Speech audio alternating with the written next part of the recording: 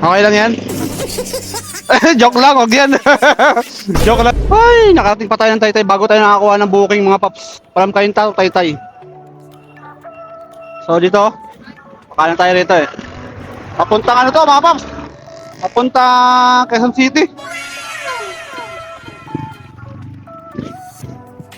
Sir Gian sir, no? Yun. Si sir. Shower ka pa sir?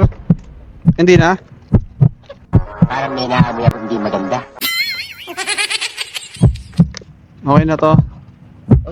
Ha? Okay na po. Okay na to. No? Oh, boss, para iwas mainit. Ang init kasi ng panahon, eh, no? Sakto-sakto lang yan, boss.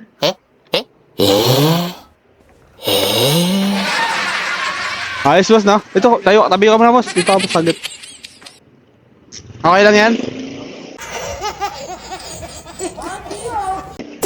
Joke lang, wag yan. Joke lang, joke lang. Joke lang. Wag yan, boss.